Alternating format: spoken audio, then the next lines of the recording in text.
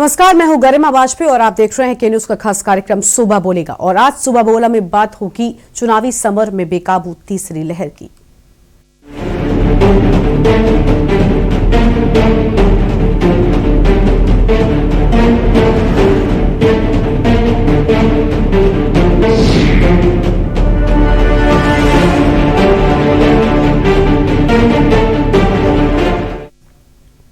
और देश में ओमिक्रॉन की वजह से आई कोरोना की तीसरी लहर अब बेकाबू होती जा रही है। पिछले 5 दिनों से लगातार हर दिन जो मामले आ रहे हैं वो डराने वाले हैं। इन सब के बीच उत्तर प्रदेश समेत 5 राज्यों में चुनाव आयोग ने रैली पर रोक को बढ़ाकर 22 जनवरी कर दिया है। लेकिन इन सब के बीच सवाल बड़ा है, चुनावी समर के बीच तीसरी लहर कहीं कहर न बरपा दे। देश में ओमिक्रॉन की वजह से आई कोरोना की तीसरी लहर अब बेकाबू होती जा रही है। पिछले लगातार 5 दिन से हर दिन 2 लाख से ज्यादा नए मामले सामने आ रहे हैं। वहीं मौतों का सिलसिला भी थमने का नाम नहीं ले रहा है। तस्वीर भयावह होती जा रही है। इन सब के बीच उत्तर प्रदेश समेत 5 राज्यों में चुनाव आयोग ने नई गाइडलाइन भी जारी की है। डराने वाली बात यह है कि नए मरीजों की तुलना में ठीक हो रहे मरीजों की संख्या कम है, जिस वजह से एक्टिव केस लगातार बढ़ते जा रहे हैं। देश में फिलहाल एक्टिव केस का आंकड़ा 16.5 लाख के पार जा पहुंचा है।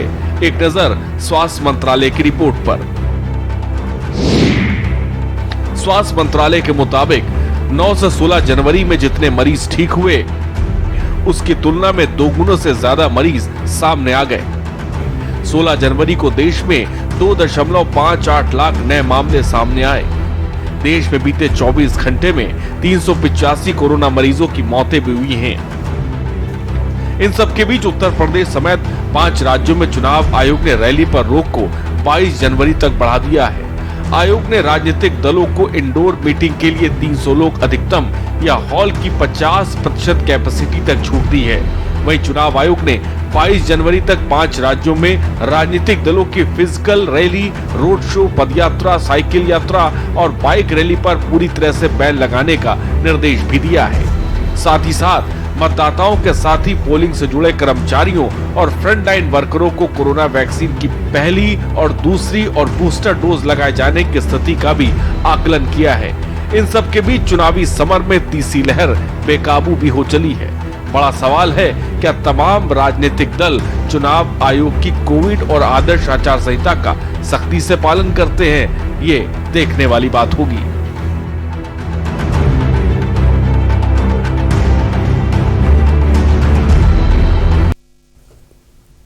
तो तीसरी लहर किस कदर बढ़ती जा रही है, कोरोना के आंकड़े किस कदर बढ़ते जा रहे हैं, वो हम सब देख रहे हैं। लेकिन चुनावी समर में नेताओं की नजरों पर जो पट्टी बंध गई है वो बड़े सवाल खड़े करती है, क्योंकि हम लगातार देख रहे हैं कि किस तरह से यहां पर जो आंकड़े हैं वो बढ़ते जा रहे हैं। लोगों के बीच कोरोना का डर जो है वो बढ़ता जा रहा है। और स्वास्थ्य मंत्रालय की माने तो उसकी तुलना अब और ज्यादा खतरनाक हो गया है कोरोना। और आपको बता दें कि 16 जनवरी को देश में 2.58 लाख मामले और देश में बीते 24 घंटों में 385 कोरोना मरीजों की मौत हो गई है। यानी इसी से अंदाजा लगाया जा सकता है कि कितनी बड़ी संख्या में जो आंकड़ा है वो बढ़ रहा है। चुनावी समर में तीसरी लहर किस कदर बेकाबू हो रही है यह हम सब देख रहे हैं। लेकिन देखना होगा कि चुनाव में वोट डालने जनता तभी जाएगी जब स्वस्थ होगी। तो इसलिए जनता से हम भी अपील करते हैं कि आप सतर्क रहें। 9 से 16 जनवरी तक के मामले लगातार बढ़े हैं और तुलना में 2 गुने से ज्यादा नए मरीज अब सामने आने शुरू हो चुके हैं। हालांकि रैलियों पर 22 जनवरी तक के लिए रोक लगाई गई है, लेकिन जो पार्टियां हैं वो कितनी हद तक जागरूक है, किस कदर तस्वीरें जो हैं वो सामने आती हैं, हम लगातार अपने दर्शकों को दिखाते हैं, वो सवाल यहां पर उठाती रहती हैं। 24 घंटे में 385 लोगों की कोरोना से मौत हो जाती है और राजनीतिक दल प्रचार प्रसार में अभी भी लगे रहते हैं।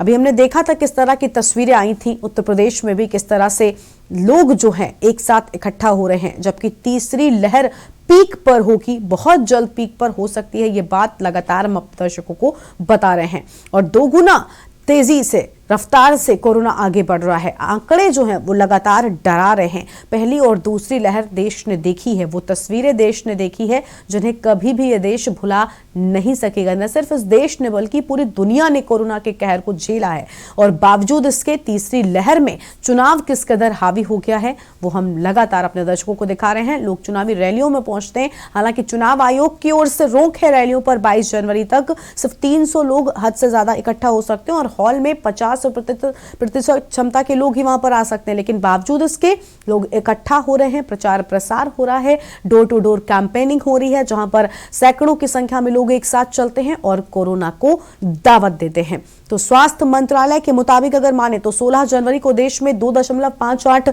लाख नए मामले सामने आए, यानी एक ही दिन में 2.5 लाख से भी ज्यादा मामले सामने आ रहे हैं। यानी हम तीसरी लहर के मुहाने पर खड़े हैं और बावजूद इसके हम मानने को तैयार नहीं हो रहे हैं। बेकाबू होती तीसरी लहर अगर और ज्यादा बढ़ जाती है तो चिंता बहुत ज्यादा बढ़ जाएगी और साथ ही साथ जो खतरा है वो बहुत ज्यादा बढ़ जाएगा। अगर 9 से 16 जनवरी में जितने मरीज ठीक हुए हैं उससे दोगुनी तेजी से रोज नए मरीज सामने आ रहे हैं, यानी ठीक होने वालों का आंकड़ा जो है वो काफी कम है और जो नए मरीज आ रहे हैं उनकी संख्या काफी ज्यादा है। तो स्वास्थ्य मंत्रालय के मुताबिक ये बात हम आपको बता रहे हैं और आंकड़े भी स्वास्थ्य मंत्रालय की ओर से लगातार जारी किए जा रहे हैं जो डरा रहे हैं।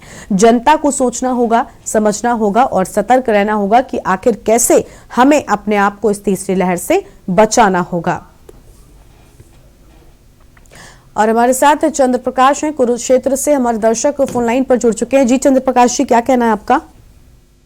मैं ये कहना चाहता हूँ कि अखिलेश यादव कहते हैं कि वो विदेश से पढ़ करके आए हैं। कई बार उन्होंने बताया भी है कि मैं विदेश से पढ़ के आया हूँ, परंतु कल मुझे उनका एक बयान बड़ा हास्यास्पद लगा जब उन्होंने ये कहा कि वर्चुअल रैली कैसे होती है। वर्चुअल रैली तो वो होती है जब नेता बोल रहा और सामने जनता बैठी हो, तभी मजा आता है। आपके मजे के पीछे भारत की, उत्तर प्रदेश की जो जनता है वो कोविड से पॉजिटिव हो जाए और लाखों आदमी प्राण त्यागे, क्या आपको इस बात में मजा आएगा? आप एक समझदार नेता होते और ऐसे बचकाना बयान दे रहे हैं, आपको सोचना चाहिए। परंतु मैं लास्ट में ये सोच के रह जाता हूँ कि जो ना हुआ अपने बाप का वो कहाँ से हो जाएगा आपका। धन्यवाद। ठीक है। और चुनावी समर, बेकाबू तीसरी लहर, और आपको बता दें कि स्वास्थ्य मंत्रालय के मुताबिक देश में बीते 24 घंटे में 385 कोरोना मरीजों की मौत हो गई है। चुनावी समर में कहीं तीसरी लहर कहर ना बरपा दे, इसको लेकर लगातार जो डर है वो बनता जा रहा है। और हमारे साथ में उत्तर प्रदेश ब्यूरो चीफ दिनेश त्रिपाठी जी जुड़ चुके हैं और साथ ही आपको बता दें कि हमारे साथ में डॉक्टर साहब भी जुड़ेंगे। डॉक्टर विनय कुमार जी हमारे साथ में हैं, वरिष्ठ चिकित्सक हैं, पटना एम्स से हमारे साथ में हैं। आज इन्हीं के साथ में हम बातचीत करेंगे। सबसे पहले हम दिनेश जी के पास जाते हैं। दिनेश जी, हम लगातार अपने दर्शकों को तस्वीरें दिखाते हैं जब वर्चुअल रैलियों की बात सिर्फ होती है। अभी हमने 2-3 दिन पहले की बात है, 14 जनवरी को जब हमने देखा कितनी बड़ी संख्या में, ऐसा लग रहा था वर्चुअल रैली, वर्चुअल वर्ड को पूरी तरह से हटा दीजिए, बल्कि एक विशाल रैली वो देखने को लग रही थी। तो क्या लगता है इस तरह चुनाव कहीं हावी ना हो जाए तीसरी लहर पर और जो जनता है इसमें पिसने वाली सिर्फ जनता ही होगी? जी बिल्कुल, जिस तरह से कल समाजवादी पार्टी में हुआ या भारतीय जनता पार्टी का कल के न्यूज के दर्शकों ने देखा होगा, जिस तरह से भीड़ लगातार हो रही है। सरकारें तो कह रही हैं कि सोशल डिस्टेंसिंग का पालन किया जाए, कोरोना के थर्ड वेव से बचने के लिए ज्यादा से ज्यादा सोशल डिस्टेंसिंग का पालन हो, मास्क का प्रयोग हो, सैनिटाइजर का प्रयोग हो, लेकिन यही उपदेश देने वाले, यही गाइडलाइन देने वाले ही खुद उसको तोड़ रहे हैं। जिस तरह से समाजवादी पार्टी में हो या भारतीय जनता पार्टी में हो, लोग वर्चुअल चुनाव आयोग की इतनी शक्ति के बाद भी लगातार राजनीतिक पार्टियां वर्चुअल के बजाय सोशल डिस्टेंसिंग को कतई मानने को तैयार नहीं है। लगातार रैलियां कर रहे हैं, पार्टी संगठन की बैठकें कर रहे हैं, प्रेस कॉन्फ्रेंस कर रहे हैं। प्रेस कॉन्फ्रेंस वैसे जनरल टाइम की तरह ऐसा लग ही नहीं रहा है कहीं से कि कोरोना का समय चल रहा है, थर्ड वेव के नजदीक है। हालांकि पब्लिक भी वैसे ही कर रही है, सरकार की तरफ से गाइडलाइन जारी हो रही है। चुनाव आयोग लगातार राजनीतिक दलों को ये सचेत कर रहा है कि जितना से ज्यादा से ज्यादा सोशल डिस्टेंसिंग और वर्चुअल से जुड़े रैलियां जो भी संबोधित करे वर्चुअल करे, लेकिन राजनेता और पब्लिक है कि मानने को तैयार नहीं है किसी भी तरह से। बिल्कुल, यानी कहीं ना कहीं राजनेताओं को और साथ ही साथ जो जनता है उसको बहुत ज्यादा जागरूक होना होगा, समझदार होना होगा, तभी इस तीसरी लहर से हम निपट पाएंगे। डॉक्टर विनय कुमार जी हमारे साथ में जुड़ चुके हैं। डॉक्टर साहब, आपका बहुत बहुत स्वागत है हमारे इस खास कार्यक्रम में। विनय जी, मेरा आपसे यही सवाल है कि हम लगातार देख रहे हैं, एक तरफ चुनाव हो रहा है, दूसरी ओर जो जनता है वो सबसे ज्यादा, मेरा भी ये मानना है कि सबसे ज्यादा अगर जरूरत है तो वो जनता को जागरूक होने की है, क्योंकि जो नेता हैं वो आपको घर से उठाकर अपनी रैली में लेकर नहीं आते, आप खुद चलकर आते हैं। तो आपको क्या लगता है कि क्या जनता को जागरूक होना होगा? और सबसे पहले आप ये बताइए कि ये जो तीसरी लहर है जिसे जनता ने बिल्कुल नजरअंदाज कर रखा है, बिल्कुल हल्के में ले रखा है, वो कितनी खतरनाक है?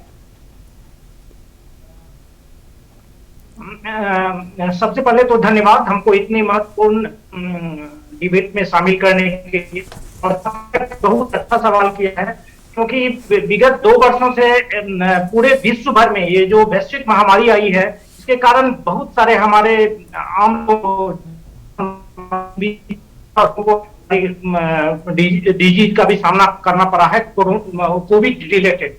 तो सबसे पहले तो सबसे जरूरी चीज है कि आम आदमी को जागरूक होना चाहिए। यदि आम आदमी जागरूक नहीं रहेंगे तो रैली, मेला या डिफरेंट तरह का जो प्रोग्राम है वो आयोजित तो होती रहेगी। आदमी को सबसे पहले सचेत होते रहना चाहिए। जहां तक ओमिक्रॉन की बात है या थर्ड वेव की बात है, थर्ड वेव में इस तरह का आम आवाम में इस तरह का संदेश चला गया है कि ये केवल सर्दी खांसी है, किसी को कुछ होता नहीं है। और जहां तक बात है जो हमारा जो डेल्टा वेरिएंट था और ओमिक्रॉन में डिफरेंस है, जो उसमें सिवियरिटी थोड़ी ज्यादा होती थी और इसमें सिवियरिटी की चांसेस थोड़ा कम आती है, ये इस बात में सच्चाई है।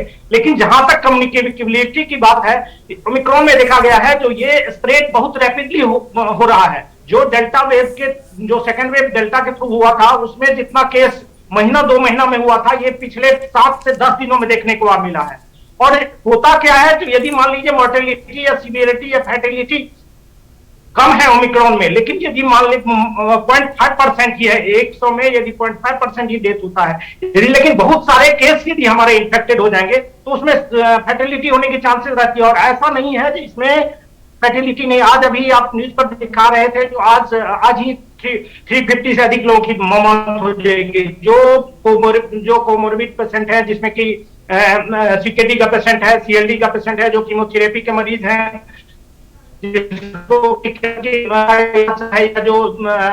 जो इम्यूनो कम्प्रोमाइज है, तो वैसे मरीज में यदि कोविड का इन्फेक्शन हुआ तो ओमिक्रॉन का भी इन्फेक्शन हुआ तो जान माल की क्षति रहती है। दूसरा, यदि आप सचेत नहीं रहते हैं तो आप अपने परिवार के लोगों को भी इन्फेक्ट करते हैं, अपने समाज में भी स्प्रेड होता है। और बार बार मीडिया के थ्रू और डिफरेंट सरकार के जो संसाधन है उसके थ्रू आवाम को बताया गया है। अब ऐसा कोई अनभिज्ञ नहीं है। जो कोविड जो है सो रिलेटेड बिहेवियर का आप जो है पालन करिए सख्ती से। और केवल एक ही सबसे बड़ा चीज है, जो आप कितना भी वैक्सीन लो या नहीं लो, इन्फेक्शन रोकने का सबसे बेहतरीन तरीका जो है सो आप कोविड एप्रोप्रिएट बिहेवियर करिए। कोविड एप्रोप्रिएट बिहेवियर करिएगा तो ये आपको इम्यूनाइजेशन से भी ज्यादा इफेक्टिव होगा। इससे क्या होगा, इन्फेक्शन ही नहीं होगा। आप जो वैक्सीन लेते हैं उसमें तो आपको बिल्कुल इन्फेक्शन हो सकती है, सिवियरिटी नहीं हो। इसलिए आम आदमी को सचेत रहना और बिल्कुल अलर्ट रहना होगा। जी डॉक्टर साहब, हमारे साथ में अभय जुड़ चुके हैं, हमारे दर्शक हैं। अभय, आपका स्वागत है। आपकी क्या राय है और क्या सवाल है आपका? तो अभय से हमारा संपर्क लगता है टूट गया है।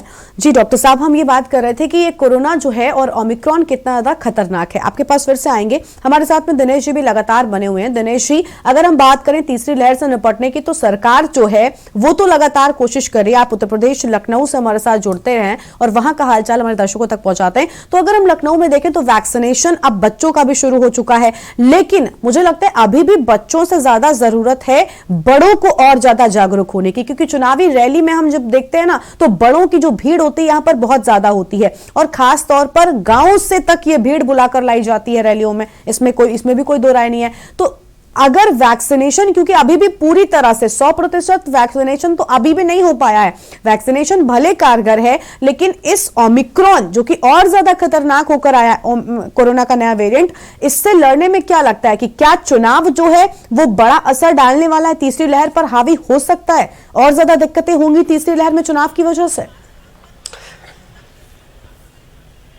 जी बिल्कुल, सरकार, उत्तर प्रदेश सरकार, योगी गवर्नमेंट ने लगातार वैक्सीनेशन पे तो जोर दिया है, लेकिन जिस तरह से राजनीतिक दलों ने, अभी तो रैलियां शुरू नहीं हुई है, कुछ ही एक रैली हुई है समाजवादी पार्टी की केवल, लेकिन जिस तरह से पार्टी दफ्तरों में लगातार टिकटार्थियों की, अपने प्रशंसकों के, अपने समर्थकों के साथ लगातार भीड़ हो रही है, और जो भारतीय जनता पार्टी या अन्य दलों का जनसंपर्क अभियान चल रहा है, वो देख के ये लग रहा है कि राजनीतिक दल इसको केवल और केवल न्योता दे रहे हैं, उनके लिए चुनाव ही सब कुछ है, बाकी कुछ नहीं है। जिस तरह से भारतीय जनता पार्टी हो या समाजवादी पार्टी हो या फिर कांग्रेस हो जी, या फिर बहुजन समाजवादी पार्टी हो, आपके पास वापस आएंगे। सबसे पहले अपने दर्शक को जोड़ लेते हैं, हमारे साथ में लखनऊ से अभय जुड़ चुके हैं। जी अभय, क्या सवाल है आपका? बहुत बहुत स्वागत है। मैडम, हमारी समस्या ये है कि हम अभी गए थे हजरतगंज, हम अपने गाड़ी से, पुलिस प्रशासन एकदम लूट मचाई है, वन वे में मिस्टेक से हम ढुक गए, ज्यादा नहीं गए तो सिर्फ हजरतगंज अभी पहुंचे नहीं थे वन वे में, तो उसका चालान 500 कटता, पुलिस अपने मनमानी करके 2000 का चालान काट के हमारे ऊपर भेजी है। तो इसके लिए हम किस जगह जाए कि इसके लिए पुलिस बात समझ सके? तो ठीक है, इसके लिए आपको अभय जी, इसके लिए आपको थाने जाना होगा। सबसे पहले पूरी जानकारी लीजिए कि आखिर आपके साथ क्या हुआ है, और उसके बाद आप इस पूरे मामले का जो है वो थाने में जाकर संज्ञान दीजिए अधिकारियों को। और अभय जी, आज हमारा जो मुद्दा है वो ये है, कोरोना में चुनाव कितना बड़ा असर डालने वाला है। तो अपने दर्शकों से हम यही अपील करेंगे कि जो सवाल हो आपका, वो हमारे जो मुद्दा होता है, चर्चा का जो विषय होता है, उससे जुड़ा हुआ ही पूछें। तो दिनेश जी हमारे साथ में जुड़े हुए थे। दिनेश जी, आप बताइए, क्योंकि आप वहां पर रहते हैं। दिनेश जी के पास वापस चलेंगे, लेकिन एक और दर्शक हमारे साथ में जुड़ चुके हैं। सुनील हमारे साथ में है देहरादून से। सुनील जी, आपका क्या सवाल है? अपनी बात पूरी करिए। इस चुनाव की रैलियों में बिल्कुल प्रतिबंध लगना चाहिए, और जो भी वोटर जो है वो आधार कार्ड के तरीके से एक ऐप खुले, और जो कि सिर्फ वोटर वोट देने जाए और अपने घर आए। ठीक है, तो यानी एक बेहतरीन पहल इसको लेकर लगातार बात की जा रही थी, और ये कहा जा रहा था कि अब वोटिंग को जो है वो घर से ही करने की व्यवस्था की जाए, क्योंकि कोरोना जो है वो लगातार बढ़ रहा है। फिलहाल सुबह बोला में वक्त हो रहा है एक छोटे से ब्रेक का। कहीं मत जाइएगा, सुबह बोलेगा ब्रेक के बाद।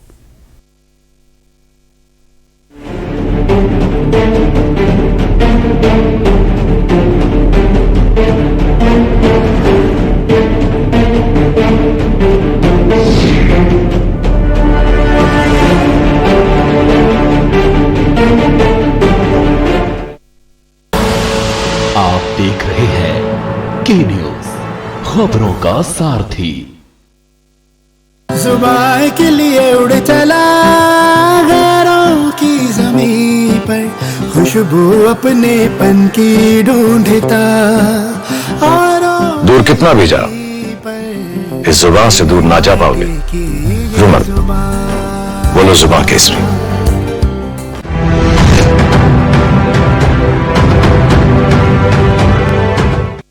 बीजेपी सरकार ने नफरत, हिंदू और मुसलमान को बांटने का काम करा कि यहाँ की मट्टी में सबका खून, ये किसी के बाप का हिंदुस्तान थोड़ी है। अखिलेश सरकार से ये पूछिए, उत्तर प्रदेश में संभल नहीं आता है। अब 3 काम गिना दे आपने। प्रियंका ही गांधी लड़ेगी। कितना विकास कर दिया मौजूदा सरकार में तो खाली पक्षपात हुआ है और कुछ नहीं हुआ है। हाँ, हॉस्पिटल की बिल्डिंग दी है, लेकिन वहाँ बैठने के लिए डॉक्टर नहीं दिए हैं। मोदी सरकार ने तो फायदा ही फायदा करा है हमारे लिए। कानून व्यवस्था कोई अच्छी नहीं है, कानून व्यवस्था सिर्फ और सिर्फ बीजेपी के अंडर है। एकता का राज होगा, हिंदू मुस्लिम साथ होगा। समाजवादी के लोग इस चक्कर में हैं कि धोखे से हमारी सरकार आ जाए, हम दलाली पे लग जाए।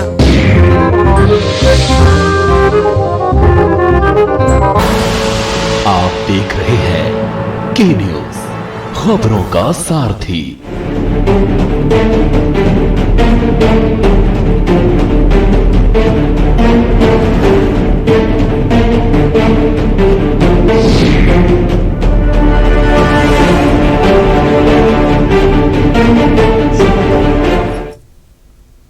तो ब्रेक के बाद आप सभी का स्वागत है और सुबह बोलेगा में आज हम बातचीत कर रहे हैं चुनावी समर में बेकाबू तीसरी लहर की। हमारे साथ में सबसे पहले एक दर्शक जुड़ चुके हैं, शिवम है नोएडा से, उनके पास चलते हैं। शिवम, आपका बहुत बहुत स्वागत है। आज के इस मुद्दे पर आपकी क्या राय है? शिवम, क्या आप तक मेरी आवाज पहुंच रही है? तो शिवम से हमारा संपर्क टूट गया है। हमारे साथ में दिनेश त्रिपाठी जी, ब्यूरो चीफ उत्तर प्रदेश से लगातार बने हुए हैं, और साथ ही डॉक्टर विनय कुमार जी हमारे साथ में हैं। और उससे पहले अपने दर्शकों को हम स्वास्थ्य मंत्रालय के मुताबिक आंकड़े दिखा रहे हैं, जहां पर 16 जनवरी को देश में 2.58 लाख मामले सामने आए थे और अब लगातार इनकी संख्या बढ़ती जा रही है। तो दिनेश जी हमारे साथ में लगातार हैं, डॉक्टर विनय कुमार जी भी हैं। डॉक्टर विनय कुमार के पास चलेंगे। डॉक्टर, ये बताइए कि हम लगातार देख रहे हैं रैलियों में जो भीड़ है वो खूब जोर शोर से इकट्ठा होती है पूरे देश में। जिस तरह से हम देख रहे हैं, जनता जो है वो अभी भी जागरूक नहीं दिख रही है। क्या ये जो ओमिक्रॉन वेरिएंट है, बताया जा रहा है कि डेल्टा से भी ज्यादा खतरनाक है, लेकिन जो हमने भी देखा है तीसरी लहर में कोरोना थोड़ा सा माइल्ड होकर आया है, जिसके चलते अब लोगों का जो डर था वो कहीं ना कहीं कोरोना से खत्म होने लगा है। लेकिन कहीं कहीं पर कुछ जगहों पर आंकड़े जो है वो बड़ी तेजी से बढ़ रहे हैं, यानी संक्रमण दर बढ़ गया है और जो माइल्ड था वो थोड़ा ज्यादा हो गया है। तो क्या लगता है जनता को इससे सतर्क किस हद तक होना चाहिए, क्या कुछ करना चाहिए इससे बचने के लिए? ये तो सबको सबसे बड़ी चीज होती है किसी भी आदमी का, उसका स्वस्थ रहना। यदि खुद स्वस्थ रहेंगे, उसके परिवार स्वस्थ रहेंगे, तो वो देश और समाज के लिए भी वो कुछ कर सकते हैं। अब जहां तक बात है माइल्ड होना या सीवियर होना, ओमिक्रॉन, ये बात सही है जो माइल्ड इन्फेक्शन हो रहा है, लेकिन ये जरूरी नहीं है जो आप यदि आप इतना भीड़ में जाएंगे तो आपको केवल ओमिक्रॉन इन्फेक्शन होगा। अब बहुत सारा ऐसा केस देखा गया है जिसमें कि डेल्टा क्रॉन है, उसको डेल्टा वेरिएंट और ओमिक्रॉन वेरिएंट दोनों इन्फेक्शन है। उस स्थिति में वो जो कोरोना इन्फेक्शन है वो ज्यादा सीरियस हो जाती है, सीवियर हो जाती है। और आप जब बिना मास्क के, बिना सोशल डिस्टेंसिंग के, बिना कोविड एप्रोप्रिएट बिहेवियर के इतने बड़ी भीड़ में आप जाएंगे तो कोई ठीक नहीं है जो आपको ओमिक्रॉन होगा, आपको डेल्टा वेरिएंट से इन्फेक्शन होगा। और यदि आप खुद इन्फेक्टेड होते हैं तो आप फिर अपने परिवार में आएंगे, अपने परिवार के लोगों का भी जान खतरा में रहेगा। ये इस बात से कि ये माइल्ड वेरिएंट है, हम निफिकिर होकर बिना आप एक जिम्मेदार नागरिक का जो है सो कर्तव्य निर्वहन करिए। क्योंकि यदि मान लीजिए 1000 में 5 ही लोगों की मृत्यु हो जाती है तो लोगों के जीवन से बड़ा चीज क्या होता है। और लोगों को अभी भी जो पहले बताया जाता था, मैं फिर से रिपीट करना चाहता हूं क्योंकि जिससे कि आम लोगों को जानकारी फिर से एक बार पुष्टि हो जाए, जो आप कोविड एप्रोप्रिएट बिहेवियर का पालन करिए। आप कभी भी घर से बाहर जाते हैं तो आप मास्क का प्रयोग करिए, आप सोशल डिस्टेंसिंग का पालन करिए। आप यदि कोई नई चीज छूते हैं तो आप हाथ को रेगुलरली धोते रहें।